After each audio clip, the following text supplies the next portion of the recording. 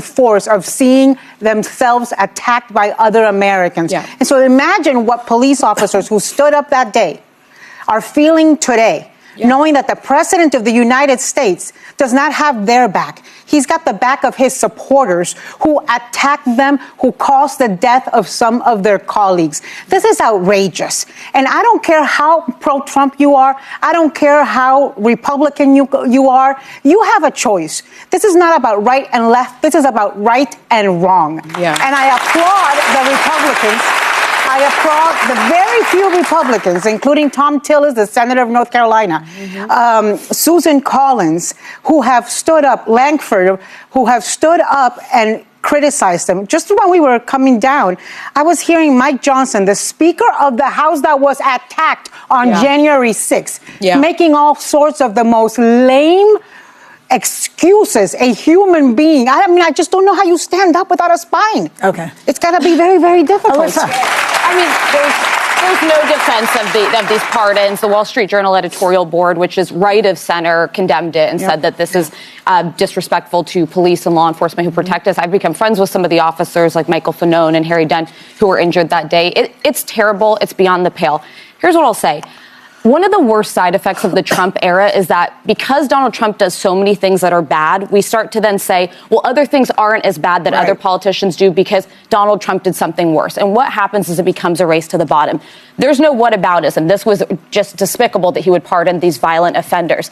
But I also want to have the conversation about the Joe Biden pardons. I think that it does matter. If we're living in a country where the rule of law matters, where no one is above the law, and where the precedents and the norms that we set matter and our institutions matter, I do think it warrants more scrutiny and more discussion. And there's a reason that even Democrats today are condemning the fact that Joe Biden, despite saying he would not pardon Hunter and he would not pardon his family, and condemning Donald Trump for considering blanket pardons the last term, then went in the final moments of his presidency and did it. That does damage to our democracy. And if we keep lowering the bar... Joe Biden lost 2 other children.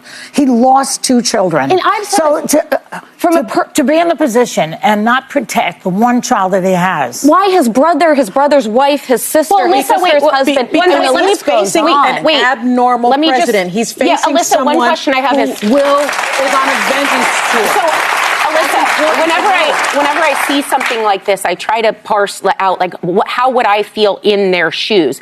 The problem with this is, in theory, I agree with you. Just like removing the filibuster weakens the system and all the things. So by itself in a vacuum, I agree.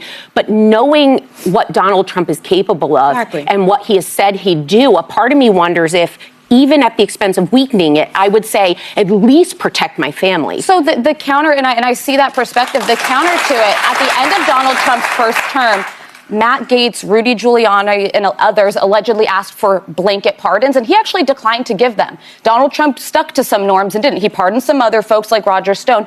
Now this gives him father, who did serve time, though. He gave any future precedent they can point to directing staff and family members to commit crimes, and you will get a blanket pardon. It is saying you know what's very appalling and no way though. You know what's very scary though is that he's doing this. Joe Biden did that on the last day. Trump is doing this on day one. We have he told us he was but we have. Let me just say this: we have 4 years left of this, and the reason he's doing it is because he can. Right. Because there are no guardrails. Can I just give some hope to people? The pardoning power is considered very broad, but it's not limitless. So for those people that feel emboldened that they can now do whatever they want, wherever they want to do it, a president cannot pardon a state crime. And so it's up to now our state attorney general to be on the lookout for this type of behavior. Looking at the women in the views, all of them were talking about President Donald Trump for the type of atrocity that President Trump have committed. According to them, President Trump is not a friend to the police. They can see that he allowing pardoning the people of January 6th to go away, despite the commotion, the crime they committed on that day. Some people were being, their life got lost. Some people, their fingers were being taken off of that on that day. Some people had a lot of emotional trauma, and they are even having thinking of taking away their life. So according to the women in the view, all this, where President Trump say he's a friend of the police and he's doing a lot, they have not been a president like him who have been more friend to the police. He's a very good friend to the police. But according to the women in the view, they don't see that you have some also public figure like the police people who came out and speak their mind. According to them, also they don't support the fact what President Trump is doing. To them, basically, it's an insult to them as an officer. He could have not freed those people, could have not pardoned those people. They even talk about this guy that was a criminal. He pardoned the guy, and he's talking about going to the guy's house to calling the mother out that he's freeing the guy. So the people we see now, President Trump is going to churches, to school, to catch people who are say they are not illegal in this country. But he wants to send them away. But we see people who are guilty of their crime, but he's not doing nothing with them. So what's really happening? So the women in the view went and gave their own point of view. According to Sony said that it's a torture to the people. That as an attorney, when they give you a punishment, not only because of the crime you have committed, because they want to frighten other citizens to know that if you commit that same crime, you will pay a price for that. So you have to be aware each time, just to put fear. That's how most people get to change. So they were passing the law also about that, like they're trying to tell other people that if you commit a federal crime, there's no way the president can pardon you. So you're going to pay for it. So, but some of women in their views were against that. Why are they talking only about President Trump? Why can they not talk about President Biden?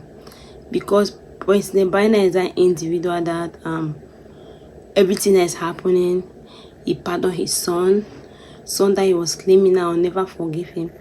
He has forgiven that son, and looking at everything that's happening, the women in the views were just saying that why he pardoned his particular son. Some of them back him up that he has lost 2 children and that's the only child he has. So anyone will protect it. So that's why President Biden is protecting it. So the women in the views were just saying that that's not a good practice for the president with in such power to be letting it go, to allow some people and to still keep some people. Actually, what's your own point of view? Can I see your own opinion about this? Thank you very much for watching. If you are not subscribed, please subscribe and share the video. God bless you.